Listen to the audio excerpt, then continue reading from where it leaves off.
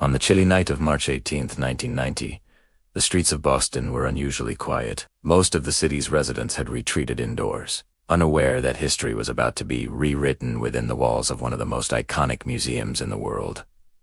The Isabella Stewart Gardner Museum, built in 1903 by its eponymous founder, the museum had long been a sanctuary for art enthusiasts. Its collection spanned centuries, from European masterpieces to rare American works, carefully curated to reflect Stewart Gardner's vision. Few could have imagined that in a single night, millions of dollars worth of art could vanish, leaving an unsolved mystery that would endure for decades. The museum's security system, though advanced for its time, was far from impenetrable. Alarms lined the halls, but there were moments of vulnerability, and it was precisely these weaknesses that the perpetrators would exploit. The guards, two men with years of experience, were unaware that the evening shift would become the backdrop of one of the largest art heists in history. The night's air was crisp, the streets calm, and a sense of routine pervaded the museum. Visitors had long since departed, and the galleries, illuminated with soft, ambient lighting, awaited the solitude of the night. It was a night like any other, or so it seemed. Inside, the artwork rested in quiet dignity. Paintings, sculptures, and priceless artifacts stood as silent witnesses 2 centuries of creativity. The signature frames of Rembrandt, Vermeer, and Degas glimmered under the dim lights, each piece meticulously catalogued. Among them, Vermeer's The Concert, Rembrandt's Christ in the Storm on the Sea of Galilee, and Manet's Chez Tortoni were arguably the most famous, their combined worth estimated at hundreds of millions of dollars. Yet, in the shadow of history, these masterpieces would become the target of an audacious crime. At precisely 1:24 a.m., 2 men disguised as Boston police officers arrived at the museum's front gates. Their approach was methodical and deliberate. There was no panic, no hint of the chaos. Decumanly, the calm confidence of criminals who had studied the building, its routines, and its vulnerabilities. The guards, trusting in the uniforms and the implied authority, allowed them entry. The intruders' preparation had been meticulous. Every move, every word, had been calculated to avoid raising alarm. They carried handcuffs, rope, and large garbage bag stools that would soon be essential to their plan. The first minutes inside the museum were eerily silent.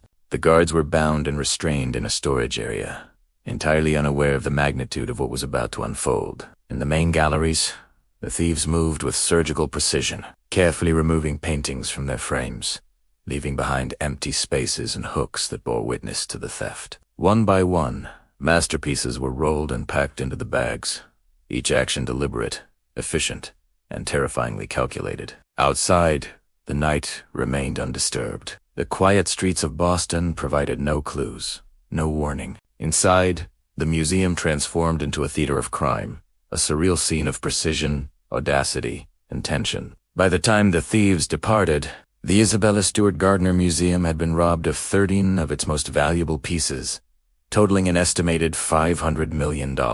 What was left behind a museum in perfect condition aside from the missing treasures posed more questions than answers.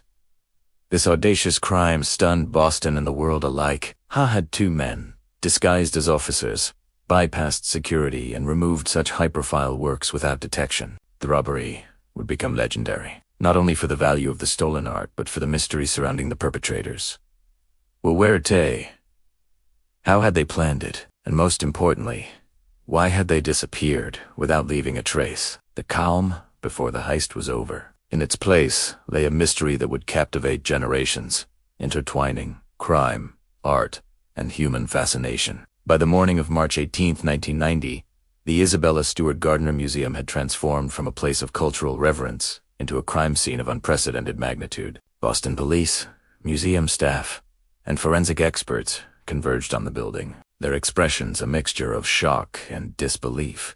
The theft of 13 masterpieces, each irreplaceable and collectively worth approximately $500 million, had left the city and the world reeling. Outside, the streets were calm, almost eerily so, as if the city itself were holding its breath, sensing the gravity of what had occurred behind the museum's walls. Initial assessments revealed the audacity of the heist. Nothing had been broken. No alarms had sounded. No struggle had been reported, and the guards, although restrained, had not been physically harmed. The thieves had entered, executed the robbery, and left in a methodical manner that suggested meticulous planning. It became immediately clear that this was not the work of opportunistic criminals. It was the calculated act of professionals. Detectives knew they were facing a puzzle that combined both criminal skill and psychological manipulation. The first hours of the investigation involved canvassing the area for witnesses. Neighbors reported seeing two men in police uniforms leaving the museum shortly after 1:30 a.m., but the streetlights offered limited visibility. Descriptions were vague. One taller, the other shorter, both calm, composed, and carrying large black bags. The lack of panic among bystanders was telling. Whoever these men were, they had carefully orchestrated every detail. Meanwhile, the museum staff, still shaken, described the thieves' demeanor. Polite, almost casual, with no outward signs of aggression beyond the theft itself. Inside the museum, investigators meticulously documented the scene. Each missing painting, empty frame, and displaced hook was photographed and logged. Forensic teams collected fingerprints, fibers, and footprints, hoping to uncover the faintest trace that could lead to the perpetrators. Every gallery was combed for evidence, but the criminals had left almost nothing behind. The absence of forced entry suggested they had prior knowledge of the security system, its routines, and the layout of the museum itself. Experts began to theorize.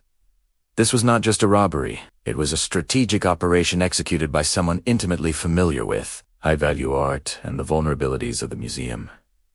Meanwhile, the public's fascination grew. News outlets covered the theft relentlessly, broadcasting images of the empty frames and listing the missing works. International attention turned to Boston as journalists speculated on the identities of the thieves. Some suggested organized crime, others, opportunistic art thieves. But as authorities dug deeper, it became clear that this was likely a small, highly skilled team rather than a large syndicate. Their careful approach indicated patience, precision, and a keen understanding of risk management, a hallmark of professional criminals rather than amateurs. The FBI and Interpol were soon brought into the case, examining leads both domestic and international. They cross-referenced the museum's visitor logs, employee records, and previous security assessments. Every detail was scrutinized. The timing of guard rotations, nearby street activity, and even the weather conditions that night. Yet despite exhaustive efforts, the trail was cold. The thieves had vanished into the city's shadows, leaving the authorities with only questions and speculation. As the investigation unfolded, a chilling realization emerged. The Gardner heist was not just a theft, it was a carefully orchestrated act designed to leave the world guessing. The missing art, the professional execution, and the absence of any definitive leads made it a mystery unlike any before it. Detectives and museum staff alike grappled with the possibility that the stolen works could be lost forever. The investigation had only just begun, and already the enormity of the crime was evident. The Isabella Stewart Gardner Museum stood silent once again, its halls empty of masterpieces, a testament to human audacity and cunning. Outside, Boston continued its daily routines, oblivious to the intricate web of planning, patience, and skill that had unfolded just hours earlier. The investigation had begun, but answers were elusive, leaving behind a mystery that would captivate the world for decades to come. In the weeks following the Isabella Stewart Gardner Museum heist, the investigation intensified, yet answers remained elusive. Detectives combed through leads, interrogated anyone remotely connected to the art world, and examined every known criminal network with a potential interest in high-value art. Every clue, no matter how minor, was scrutinized. A single fingerprint, a faint footprint, or a misplaced piece of evidence could provide the breakthrough investigators desperately sought. Yet, as days turned into weeks, the trail seemed to vanish, leaving behind a series of tantalizing dead ends. Authorities explored multiple theories. Organized crime syndicates were natural suspects, given the scale and value of the stolen artworks. Boston's criminal networks were known for their involvement in smuggling and high-stakes theft, but there was no concrete link to the Gardner case. Meanwhile, professional art thieves from abroad became points of interest. Europe had a history of high-profile art crimes, and some detectives believed the stolen pieces could eventually surface overseas. Interpol shared intelligence, tracking black-market art sales, but months passed without a single confirmed sighting. Attention then turned to individuals with intimate knowledge of the museum. Employees, Interns and contractors who had worked on security upgrades were questioned extensively. Investigators studied staff routines and schedules, searching for someone whose movements or actions deviated from the norm. One theory suggested that the thieves may have rehearsed inside the museum beforehand, perhaps disguised as workers or visitors. Yet, despite thorough background checks and polygraph examinations, no suspect fit the profile definitively. The investigation was further complicated by the fact that the stolen artworks were not ordinary paintings. They were renowned masterpieces with unique histories and provenance, making them both highly traceable and difficult to sell without raising alarms. Picture this: Boston, the early hours of March 18th, 1990. The city is still buzzing from St. Patrick's Day celebrations. Two men dressed as police officers approach the Isabella Stewart Gardner Museum. They tell the security guard there's a disturbance, a call they need to check out. The guard, a young art student, breaks protocol and lets them in. That single decision would trigger the largest art heist in modern history, a mystery that remains unsolved to this day. The two officers quickly overpowered the two guards on duty, tied them up in the museum's basement, and then had the entire place to themselves for 81 minutes. Imagine that, an hour and 21 minutes to roam one of the world's most unique museums, handpicking masterpieces. But here's where it gets strange. They weren't just grabbing the most valuable items. They seemed to follow a very specific, and frankly, bizarre shopping list. They took Vermeer's The Concert, one of only about 34 known paintings by the Dutch master. It's considered the most valuable stolen object in the world, worth hundreds of millions of dollars. They also snagged 2 Rembrandts, including his only known seascape, The Storm on the Sea of Galilee. You can almost feel the spray of the waves and the terror of the disciples in that painting. It was brutally cut from its frame. Another Rembrandt, a small self-portrait etching, was also taken. But then, their choices get weird. They took a relatively worthless ancient Chinese beaker, a bronze eagle finial from a Napoleonic flag, and 5 sketches by Edgar Degas. They even tried to take the whole Napoleonic flag but seemed to give up, leaving just the finial. Meanwhile, they left behind a Titian, one of the most valuable paintings in the entire collection, sitting right there in the same room. Why? Did they not know its value, or were they after something specific? This strange selection has baffled investigators for decades. The thieves were methodical, but also sloppy. They touched things, left the duct tape they used on the guards behind, and spent a long time in the museum. After 81 minutes, they loaded their haul into a car and simply drove away, vanishing into the night. The next morning, the new shift of guards arrived to find the museum ransacked and their colleagues still tied up in the basement. The world awoke to the shocking news.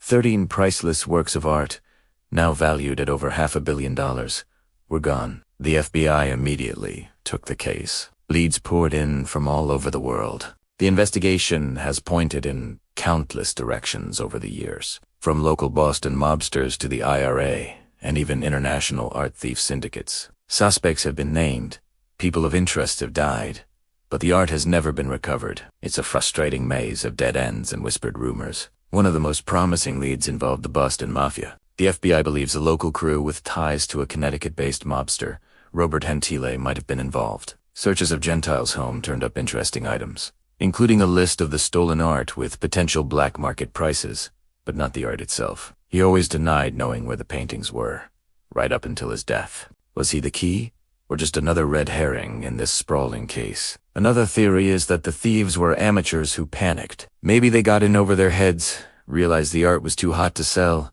and ended up destroying it or hiding it so well that it's been lost to time. This is the art world's greatest fear, that these masterpieces are gone forever. Today, if you visit the Isabella Stewart Gardner Museum, you'll see something haunting. The empty frames from which the paintings were cut still hang on the walls.